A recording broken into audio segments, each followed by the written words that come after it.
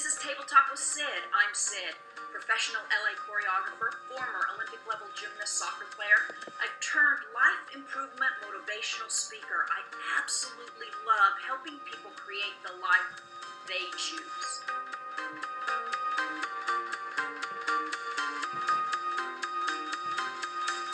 Okay, we're back. John and I are tossing around this subject of how to find a way to take responsibility for things you've done unknowingly to maybe children that you've raised, people in your past. Because there is this thing that comes at you when you hear, we'll just take children, for example, as they become grown adults. And you hear from them that they're hurt over something, or they never felt valued throughout their whole life, or they have felt unloved. And those kind of things, when they come at you, they really can cause a bit of a kick in the side, a bit of irritation, a bit of anger. And I was just speaking to a girlfriend. She has a son who's a grown adult, and excuse me, and she is telling me how frustrated she is because her son has a drug addiction. And I actually know her son, and he and I have spoken, and he has told me that much of what he feels frustrated over in his life is that he has never felt valued in his entire life. And now, I do want to clarify something, because I am definitely a person who, excuse me, absolutely believes that at a certain point in your life, once you become an adult, you are responsible for your life. It is no longer your parents, your siblings, whomever. The way you behave, that's yours to own. So I'm not saying that his downfalls in his life of this drug addiction is his mother's to own by any means, because it's not. However, he goes to, I've just learned this from him, that many people with drug addiction goes to AA, because it's a whole gamut. It's not just alcohol, it's that whole thing of addiction. So talking to him, he goes to AA, but there's and I, in my past, because of all of the dancers and individuals that I've helped for 20 years with some type of an addiction, I've been to AA before. And and I want to make this very clear, I absolutely support, believe in, and love that we have AA and counseling and things like that in our community that can help people overcome, help people have support, all of those things. So I'm not downgrading AA or counseling by any means. However, part of the hiccup here is that her son goes to AA, but he can't quite get clean. Well, when you do not have a place to really find your core reason of what makes you feel the way you feel, why you've chosen to own certain beliefs. And with her son, he's saying that he never felt valued. So when a soul never feels valued, it will continue to search and search and search until it finds something that either masks the value, takes the focus off where there is no value, and whatever can kind of hide kind of a Band-Aid, that lack of value, right? So many people reach out into alcohol, into drugs, into overeating in order to hide themselves. So I think what's interesting about this discussion is that though these two men have these issues and they are theirs to own because they are grown adults, but my friend, she's struggling to figure out how she can have some kind of a conversation with him, because she wants him to be happy. She wants him to feel better. This is not for hers to own, right? However, her lack of willingness to address it with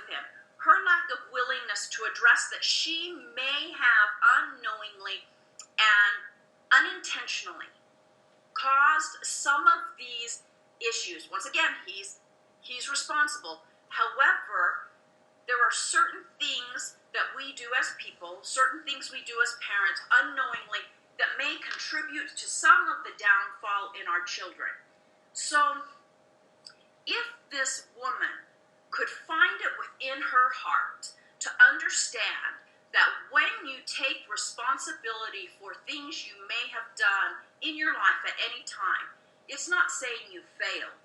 It's not saying that she was a bad mother. It's not saying that she was not nurturing. When she can find, or if she can find that strength to own the fact that maybe she could have been more nurturing, she could have been more understanding, she could have been a lot of things probably.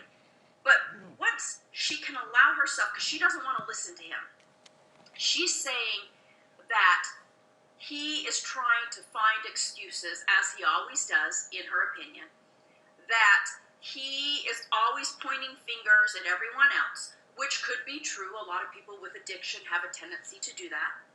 However, if she could find it in her soul and find a moment to step back, kind of remove herself, and listen to him through her heart, through her soul, through love, peace, and understanding, she then puts herself in a position to allow whatever he's going to say to come out, but it doesn't stick on her anymore. Now she can go, oh, I heard that. What can I do to help support you now? To help you recreate yourself? To help you know that I do value you and that I do love you. But the hiccup that I'm getting at is that this guy, her son, can go to AA all he wants. But the problem is, many people need to know what the core of the issue is. For me, you can give me a problem, I can remove myself from it, look at it, say, this is what I learned, this is what I got from it. Now I can crumple it up and let it go and move on. But not everyone's like that. Some people need to be able to go back and say, this is why I believe what I believe. This is why I chose to believe it. Find a way to stand on it. Find a way to find the good in it so that they can find what helped them become who they are. So now they can get rid of it because they've addressed it, right? And I have this feeling with my girlfriend that until she's willing, because I think she is the key. I think she's the key to helping him. He's the ultimate key for himself. But she is a vital key in helping him to recreate himself, helping him to get over whatever lack of value he has. And again, we know from discussions and from experts that on the average, it takes about 18 months for that brain, for his realization to be willing to change. So she's going to find it in her soul to allow herself, and it's called being vulnerable, to listen, to hear, and then allow herself. She doesn't have to own it. She doesn't have to get depressed and take like, hey, I really suck as a mom, but really see it as, wow, okay, I hear him. Now this is what I can do now to help empower him. And she's going to have to do that for a good 18 months, because for him to get a realization that things have changed, she values him, he's going to have to see that change for 18 months. It's not just going to happen in a week. And I think that with this, it's kind of a challenge. The trickiness is this, is you don't want to enable someone. You also don't want to become someone's bag that they kick around. And you don't want to encourage people to not take ownership of their own junk. So this little hiccup is what I would love for you to give me your insight as a man, because men and women think differently. And the relationship between a man and his mother is different than the relationship between a daughter and her mom, right? And I really would love want to hear from your standpoint what you think she could do to help him understand that she loves him, she does have value in him, and what she can do as a mother for a grown man to help encourage change so that when he goes back to AA, because right now, you send someone like that to AA, the problem is they're just rehashing the issue, because there's no firm foundation that they can build off of. But if he had some kind of resolution to be able to stand on, so when he goes back to AA, now he has that weight off his shoulders of, I am valued. I know I'm valued. I know my mother loves me. Now he can deal with the issue, because addiction is not the problem. It is what comes from not having the core figured out. You understand what I'm saying to you? So when someone has an illness, so when someone gets a cold or whatever, the cough, which obviously I keep coughing, is not the problem. You have to go dig deeper and figure out what causes the cough. Do you see what I'm saying? Okay. It's the symptom. An addiction is the symptom of a deeper issue. And when people only look at the symptom and try to solve the symptom, you're just putting a Band-Aid on it. But digging deeper, not saying that we're digging deeper to point fingers, to, say, hey, well, this is why I've done what I've done since I was 16, because my parents did this to me and now I rob banks. That's not what I'm saying, right? But when you can get to the core and allow someone to know that they've been heard, that they've been valued, and that what they're hearing isn't ridiculous nor a lie. When a person receives that, especially from the person that they're looking to get it from, all of a sudden, it goes away. Because the reason people fight, cry, reach out, cause problems, all these things, is because their soul doesn't feel heard. And so that's what children scream when they get angry, and they fight. As soon as that child feels heard, valued, what happens? Yeah, the crying, the tantrum, the screaming goes away. So, this woman's son is crying out the way an adult cries out. But do we know why he's crying out? This is what the point is. Like, what is... He's never felt valued. About what? Life. About him as a man.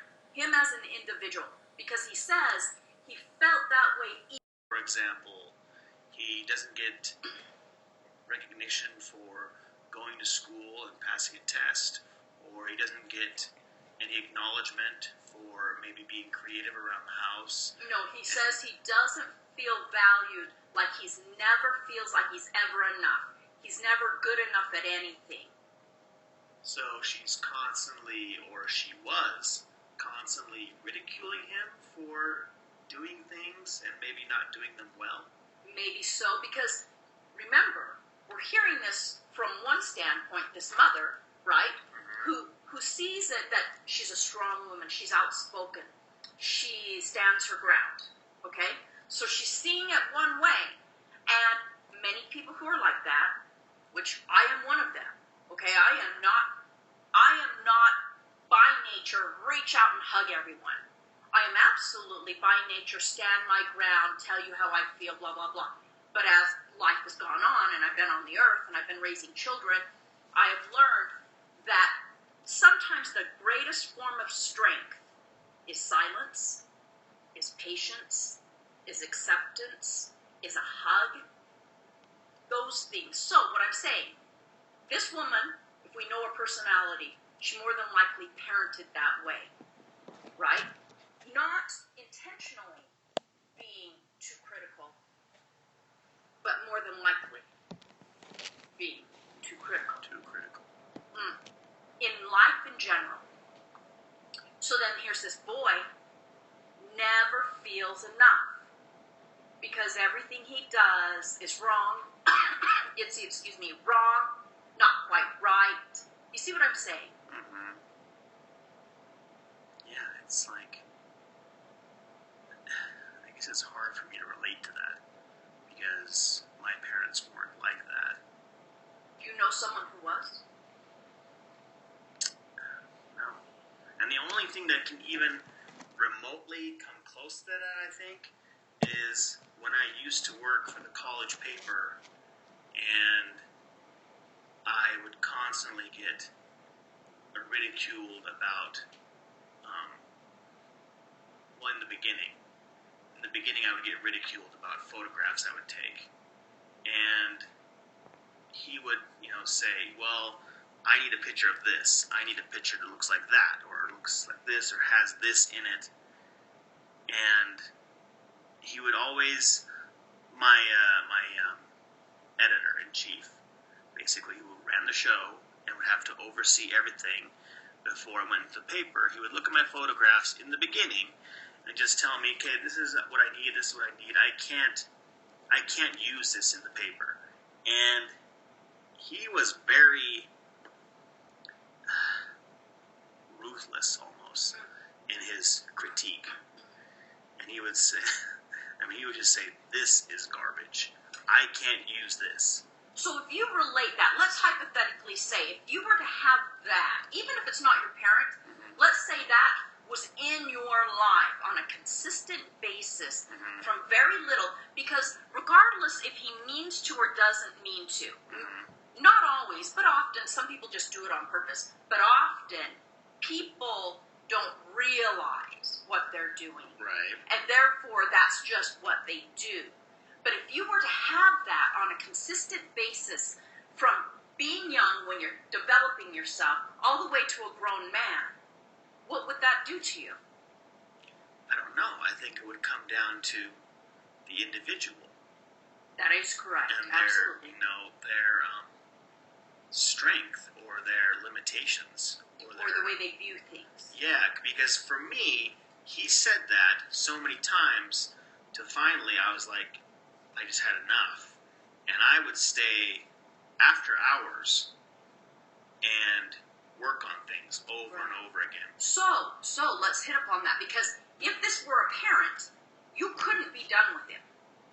You see what I'm saying?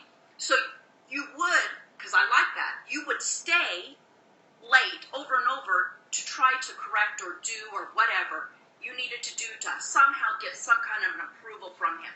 This is what people do in life. It may not be staying after work late. What they're doing is within their life, constantly trying to do and redo again, whatever these things are, to try to get approval or recognition or something from that parent or from that individual. So you hit upon something, and this is a lot why individuals who have not just addictions, just have their hiccups in their life, is because they're constantly trying to do and redo and recreate and try this and do that because they don't feel enough for this individual. And the secret, which we all know, is within them. He just needs to feel enough for himself. It's truly, excuse me, irrelevant what his mom thinks at this point. But most people can't quite get rid of that. So he's trying to continue to please her when he just needs to take a moment and please himself. But that's a whole nother discussion. The discussion here is this woman, she has opportunity to help her grown son to feel different so that he has strength to do different. But the catch is, in my opinion, she looks at that of taking responsibility for things that she may have done in the past as a failure, as her doing wrong, as her not being a perfect mother, if there's ever such a thing. And when she has that kind of outlook, it's like putting your, when If I want to tell you something and then you put your hand up, right? What that is like, wow, great. I want to tell you something and you're putting your hand up because you're saying, I don't want to hear it. I don't agree with it. I think that what you're going to tell me is a bunch of trash. So when she's unwilling to let go of all of this garbage, all of this stuff, because once again, those are her beliefs. Those are her downfalls of believing that as soon as she takes responsibility, it's going to make her a trashy mother. When in all reality, if she will just step up, take a deep breath, and realize no one's perfect, take responsibility that, all right, I could have been a little more lenient. I could have been a little more outwardly loving. I could have done all of these things, and no one's perfect, and so this is what I will own. And there's a catch, too, in life. Learning to pick and choose what you can and should own, and what is not yours to own. And what is not hers to own is his problem. That's his. But she can own the fact that she probably wasn't as nurturing as she could have been. She probably wasn't as outwardly, right? Because I know the personality, it's me, outwardly welcoming. But by acknowledging that doesn't make her weak. It doesn't make her a bad mom. It just is the opposite. It makes her a more brilliant mother. It makes her a more in tune person. It makes her a mother that wants better for her child, no matter his age, and that she's willing to do whatever she needs to do to help him recreate himself.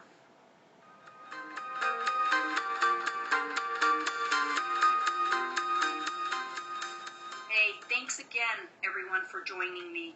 It's always such a pleasure.